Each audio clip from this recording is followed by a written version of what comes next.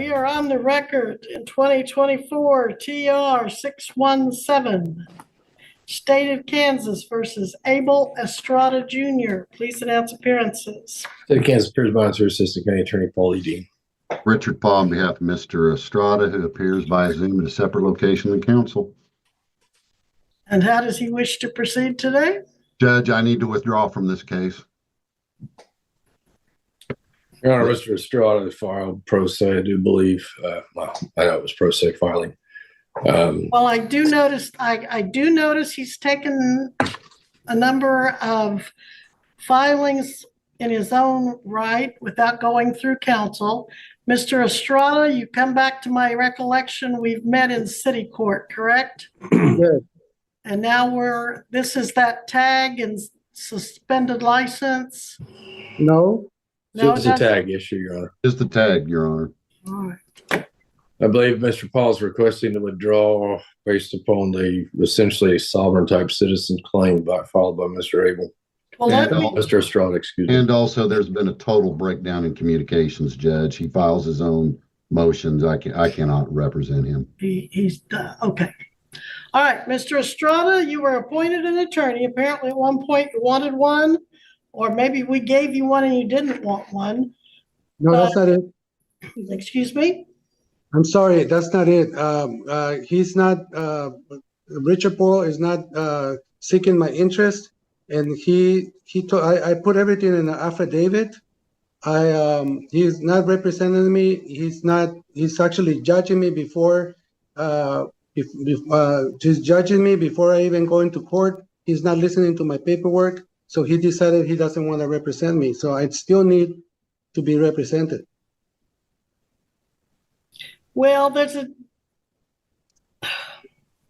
Mr. Paul, you're allowed to withdraw. Thank you. You're welcome. Is this the last case you have on the docket? Until 11, Judge. I have an 11, so I'm just going to mute myself. And That'd be fine. All right.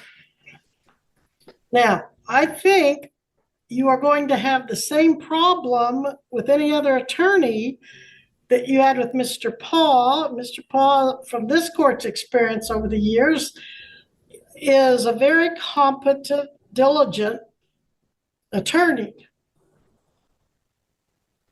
Now, sometimes attorneys have to tell you their opinion of what's going to happen.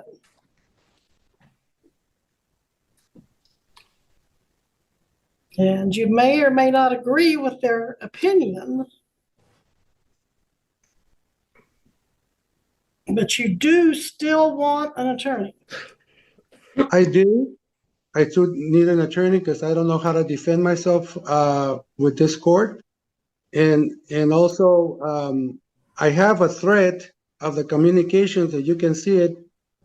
And I'm not getting represented correctly. I'm sure he's a competent attorney, but I proceeded to give all my information, all my laws, and he All doesn't. of your what? Your laws? The laws, the Constitution. Your Honor, Your Honor, could I say Please. something, please? Mr. Estrada, every attorney who the court can appoint to represent you, one, I don't want to see, and I'm sure the judge is the same way, I don't want to see any kind of communication thread between yourself and Mr. Paul, because there could be confidential, well, I'm sure there's confidential and privileged information within that, and you shouldn't be disclosing that to me. That's between you and any attorney you so choose to have represent you. But I believe most attorneys, or all attorneys that the court has available to appoint to you, they are sworn to uphold the Constitution of the United States and the state of Kansas, and not what you filed. That's the attorneys didn't go to your law school, which is kind of what you've set forth. So that's the issue the court's talking about when you're claiming a sovereign citizen. We don't have an attorney who's, I guess, registered under your rules and laws as you see them. So that's the problem you're going to be running into as far as the attorneys the court has to appoint to you. If I said that correctly, Your Honor. Thank you, Mr. Dean. I like to say that I'm not a sovereign citizen. I'm just an American. And I'm just being constitutional, and I'm not doing anything. I'm not breaking any law. Well, So sir, you said the attorney wouldn't accept your laws or follow your laws. no, that's not what I said. I Okay, said what that. did you say? Because I said thought that- you said you were trying to train him on the laws, in essence. No, I don't. I'm just presenting the law to All right. him, and he doesn't even read my documents that I presented, which is the law. Did you go to law school? No, ma'am. He did, you know that. Yes, I understand, but he's not being constitutional. That's what I'm saying. But you didn't go to law school, so are you sure you know what being constitutional involves? I mean, we all can read the Constitution and understand, yes, but there's a lot involved in interpreting that. Do you understand? I understand what you're saying, ma'am.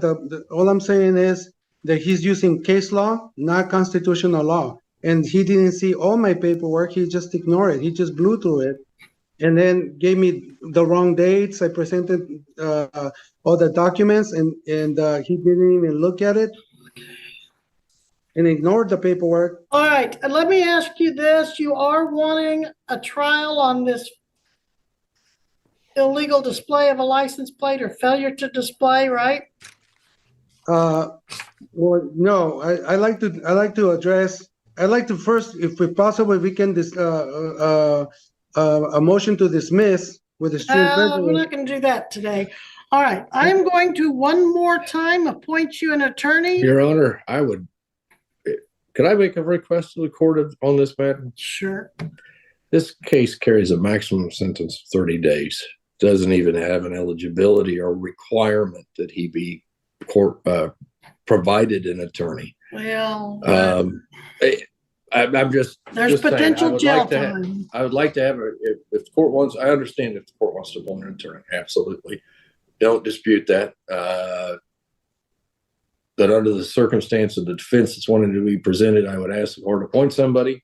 I get Mr. McClendon still available. That's just what I was thinking. He's here in And town.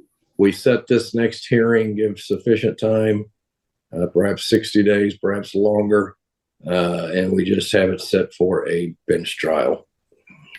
And if Missy, he doesn't want to cooperate with that attorney, the state would be asking for the court to proceed to trial, whether or not he can get along with the second one or not. well, it seems we're on the same page of thinking, counsel. Mr. Yeah. McClendon is in the waiting room. Mr. McClendon, I can bring him Yeah. in. bring him in. You're in Howard. He's got an office here in Eureka. Mr. Estrada believes in Wichita. You're wrong. I thought, didn't you tell me you were in Howard? I'm in Howard. No, my mistake. I might have been on one of the notary stamps. Well, you let Kit Collins in. Does Kit Collins want an appointment? Oh, no, Judge, I just let all the 11 o'clocks in. Okay. Mr. McClendon, could you join us for a moment? Were you in city court the night that Mr. Estrada, the gentleman under Motorola, had the tag violation? Yes, Judge. You pointed me to his case briefly, and then Mr. Watson and I had a discussion and figured it would be more proper for a district court case. Will you take the appointment if I give him back to you? I guess, Judge. All right. So you two have already met Mr. Estrada, right? The good news was he got it dismissed for you in city court, but the bad news is for you, it's back in district court. All right. So do you agree, Mr. McClendon, that we ought to just set it for bench trial, or maybe, what do you We want can set up to a do? bench trial, Judge. I'm familiar enough with the case. Okay. He has filed some pro se motions. Okay, Missy, give me a trial date, please. We can resolve those motions at trial, Your Honor. Sure. I just want to let Mr. McClendon know.